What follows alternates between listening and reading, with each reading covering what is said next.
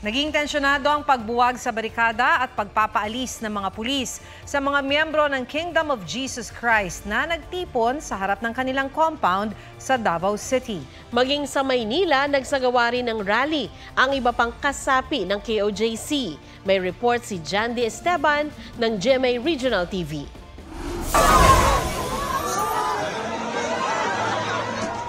Nauwi sa tulakan, hulihan, pagpapadapa at batuhan ng mga upuan at pagkain ang pag-disperse ng mga pulis sa mga miyembro ng Kingdom of Jesus Christ sa harap ng kanilang compound sa Davao City. Nagsimula kagabi ang prayer rally at pagbarikada sa highway ng mga miyembro ng KOJC. Pinaalis nila ang mga sasakyan kabilang ang mga patrol car. May nagsunog pa ng gulong na ayon sa mga pulis, gawa raw ng mga miyembro. Isang lalaki ang inaresto matapos mahulihan ng mga gulong na hinihinalang susunugin din. Giit ng mga nagrally dahil ito sa pang-tear gas umano ng mga pulis. Pinabulaanan niya ng PNP. Ayon sa Police Regional Office 11, 6 sa kanilang hanay ang nasugatan. Umabot naman ang dulo ng rally sa main entrance ng Davao International Airport kaya napilitang isara ang gate ng paliparan. Pahirapan ang pagpasok at paglabas ng mga biyahero. Isang tao lang hinahanap.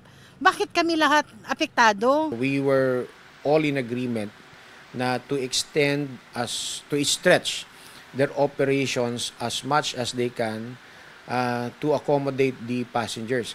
Sa isang pahayag, sinabi ni Davao City Mayor Sebastian Baste Duterte na nirerespeto nila ang paghahain ng warrant of arrest basta't naaayon sa batas. Pero tingin niya, hindi nasunod ang tamang procedure, lalo't gumamit na ng puwersa sa mga inosenteng tao. Kinikilala rin daw ng alkalde ang protesta ng mga miyembro ng KOJC. Pero hiling niya, gawin ito sa mapayapang paraan. Iwasan din daw sana ang mga aktibidad na makaaapekto sa daloy ng trapiko para na rin sa kaligtasan ng kanilang mga miyembro at ng publiko. Sabado na madaling araw nang pasukin ng nasa 2,000 pulis ang KOJC compound para isilbi ang warrant of arrest kay Pastor Apollo Kibuloy at 4 pang kapwa akusado para sa mga kinakaharap nilang kasong child and sexual abuse at human trafficking na dati na nilang itinatanggi. Ayon sa pulisya, may na-detect na mga tibok ng puso ang kanilang radar sa isa raw underground bunker sa compound ng KOJC. Hindi pa nila nakikita ang lagusan papasok sa bunker. Nauna nang sinabi ng Legal Counsel ng KOJC na legal ang kanilang pagtitipon dahil ginawa umano ito sa state of necessity sa ilalim ng Civil Code.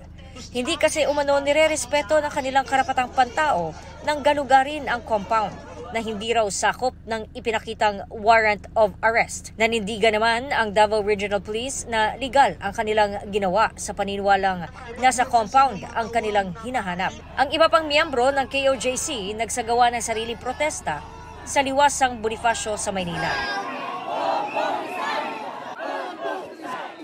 Dumating din ang dating tagapagsalita ni dating Pangulong Rodrigo Duterte na si Attorney Harry Roque at maging si Sandra Cam.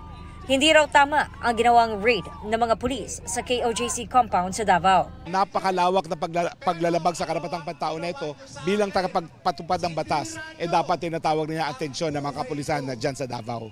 Sinusubukan pa ng GMA Integrated News na kunan ng pahayag ang Malacanang pero nauna nang sinabi ni Executive Secretary Lucas Bersamin kaugnay sa mga banat na politically motivated ang pagsisilbi ng warrant of arrest. Let the law take its course. Dapat daw hayaang gumulong ang proseso para rito. Jandy Esteban ng GMA Regional TV, nagbabalita para sa GMA Integrated News.